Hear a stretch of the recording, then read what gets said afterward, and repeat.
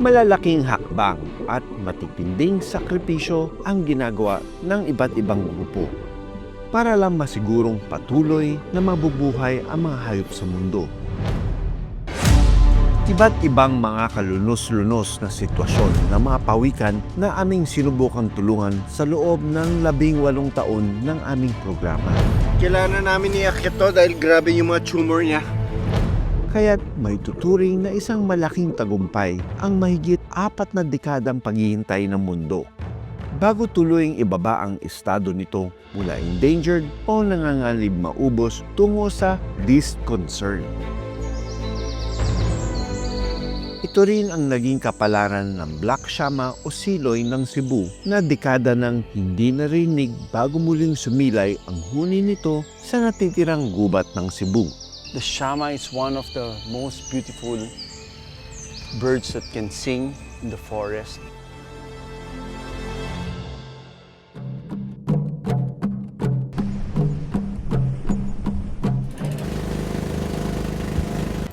Maaga pa lang, naghanda na kaming mag-dive sa Sulu. Perfect day to dive. Wala pang current. Nice weather. Palubog pa lang kami. Sumalubong agad sa amin ang isang malaking pawikan. At may kasama ito, si Donatello, ang residenteng pawikan sa isla. Pareho silang mailap. Sa di kalayuan, may napansin ang aking kasama. Itsurang malaking bato na nababalutan ng lumot. Nang lapitan namin ito, isang nangihinang pawikan. Pero nang masuri, buhay pa ito at nasa critical na condition. Nagpasya kaming iangat at tulungan ito. Halos putol na rin ang isang flipper o palikpik ng pawikan. May tumor yung pawikan! May tumor, kailangan namin iakyat to dahil grabe yung mga tumor niya. And let's see what we can do. 1, 2, 3.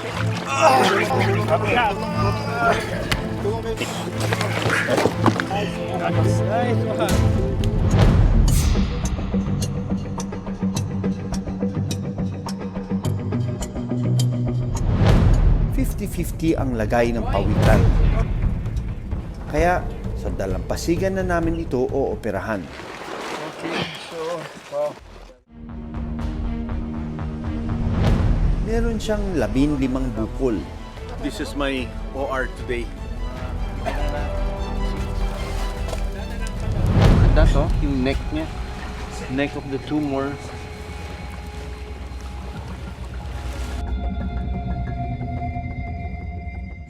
Fibropapillomatosis ang tawag sa cauliflower-like tumor ng pawikan. Isa itong infection na sanhi ng herpes virus. At ang ganitong sakit ay posibleng makahawa sa ibang mga pawikan. Taking out first tumor. Kapal ng balat niya. Kapag hindi naagapan, pwedeng tuluyang manghina ang pawikan at mamatay. Kailangan makuha natin talaga yung mga roots niya. That's a tumor, oh. We have to excise it completely. Okay, we're almost done with the sides. My last 2 stitches and we're done. Bibigyan ko na ng antibiotics at saka pain reliever itong patient natin, ha? And in no time, ibabalik na natin siya sa dagat. And grabe ito yung mga natanggal natin sa kanya. All this tumor.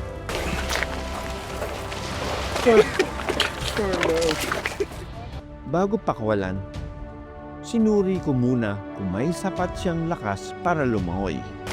Wow! Look at this! Our patient is ready to swim without all those tumors. Nice save, you know. This is a great thing.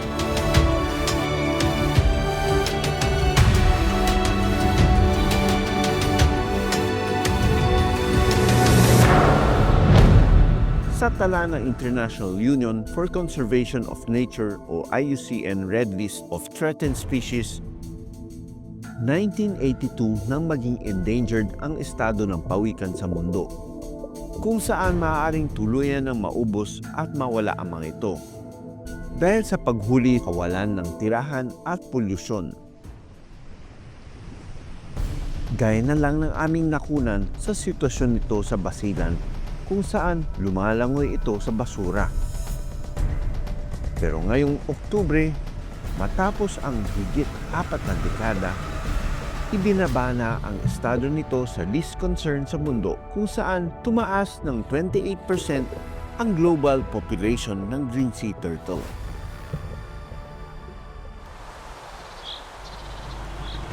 Ito ang natitirang gubat ng Cebu, pero ang mas malaking bahagi nito, tapos na ang gubat.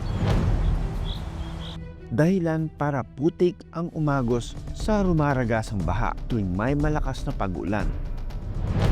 Nasa 10,000 hektarya ng kagubatan ang nawala sa Cebu o halos kasing laki ng Bantayan Island mula taong 2001 hanggang 2022 ayon sa datos ng Global Forest Watch. Pero ang munisipalidad ng Alcoy sa Cebu, inilaban ang kanilang gubat.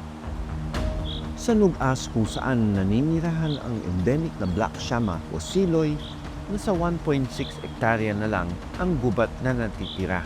So, akit tayo ngayon kasi ito daw yung active na time na nagpapakita itong siloy between 3 to 4 o'clock. Pero ang kalaban natin, baka umulan, so tara na, akit na tayo. Bago pa bumuhos ang ulan, sasamahan tayo ng forest warden na si Pedro para subukang masilayan ang siloy. Taong 2008 nang mapasama ang siloy sa listahan ng mga endangered na hayop dahil ang bilang nito aabot na lang ng 3,000 sa wild. According to Kuya Pedro, we've reached the territory of the siloy or the black shama. Kuya Pedro, itong lugar na ito, paano nyo nalaman na ito yung teritoryo ng black shama? May assessment kami kasama sa taga-DNR. Every quarterly nila buhat dito. Ang dating hunter na si Pedro, pangangalaga na sa kagubatan at mga hayop sa wild ang pinagkakaabalahan. Para makilala at mapag-aralan ang mga ibon na makikita sa kanilang lugar, inaral niya ang tunog ng mga ito. At si Pedro, kaya raw gayahin ang huni ng black shama o siloy.